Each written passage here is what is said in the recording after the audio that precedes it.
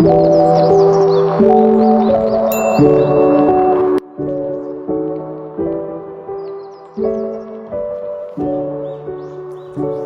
everyone.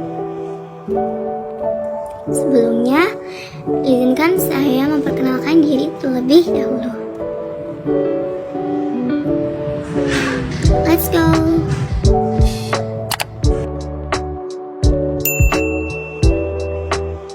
Halo, Shalom. Perkenalkan, nama saya Gianni Sofia Theodora Thomas. Saya dari kelas C Pendidikan Kristiani. Saya dari angkatan 2023. Adapun materi hari ini yang akan saya bawakan yaitu materi katekesasi dengan menggunakan metode diskusi dan ceramah. Terima kasih. Shalom adik-adik sekalian. Shalom. Terima kasih untuk kesempatannya hari ini, kesempatan belajar. Selamat datang dalam materi awal katekesasi kita. Pada hari ini kita akan sama-sama belajar mengenai katekesasi. Sebelum kita membahas apa itu katekesasi, kakak ingin mendengarkan suara-suara dari adik-adik sekalian. Apa yang adik-adik ketahui tentang katekesasi? Mungkin adik Nadia bisa menjelaskan sedikit apa yang adik ketahui tentang katekesasi. Ya baik, terima kasih. Menurut saya itu katekisasi adalah pengajaran yang perlu diajarkan untuk orang-orang yang akan sebelum sini. Ya, terima kasih untuk jawabannya adik Nadia. Itu salah satu jawaban kecil yang akan kita belajar bersama-sama. Untuk itu kita beri aplaus buat adik Nadia. Ya, untuk itu kita akan melanjutkan ke materi yaitu apa itu katekesasi. Katekesasi adalah suatu proses pembelajaran atau pengajaran iman Kristen yang sangat sistematis dan terstruktur. Kata katekesasi berasal dari kata Yunani yaitu katekeo yang berarti mengajar atau memberitakan. Proses ini bertujuan untuk memperkenalkan, memperjelaskan, dan menanamkan dasar-dasar iman Kristen kepada para peserta katekesasi, khususnya mereka yang ingin dibaptis dan menjadi anggota penuh dalam gereja tersebut. Katekesasi berfungsi sebagai sarana untuk mendidik dan memperlengkapi seorang para peserta katekesasi agar memahami ajaran Alkitab, pengakuan iman gereja, dan serta penerapan nilai-nilai Kristen dalam kehidupan sehari-hari. Selanjutnya kita akan melompat ke sejarah dan perkembangan katekesasi. Yang namanya katekesasi pasti melewati beberapa proses sehingga terbentuknya katekesasi tersebut. Sama seperti halnya Alkitab. Alkitab bukan merupakan teks yang langsung jadi, tetapi ada beberapa proses yang membuat Alkitab itu jadi. Salah satunya kanonisasi tersebut. Ya, itu mungkin hanya sedikit intermezzo untuk mengantar kita ke sejarah dan perkembangan katekesasi dalam gereja. Mari kita simak secara bersama-sama. Yang pertama, pada zaman gereja mula-mula abad ke-1 hingga abad ke-4. Pada masa awal kekristenan, katekesasi dilakukan pada orang-orang yang baru bertobat dan ingin menjadi Kristen atau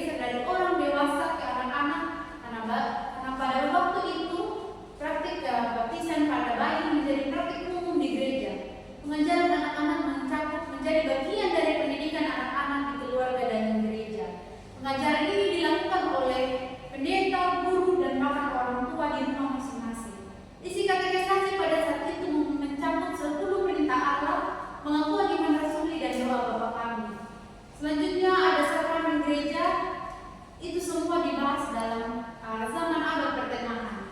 Adapun tantangannya pada saat waktu itu yaitu akses sangat terbatas pada Alkitab tersebut, karena pada saat itu orang belum bisa membaca atau mengenal tulisan, dan juga Alkitab pada saat itu ditulis dalam bahasa Latin, sehingga membuat orang-orang pengajar katekisasi lebih tergantung pada pengajaran katekisasi secara lisan.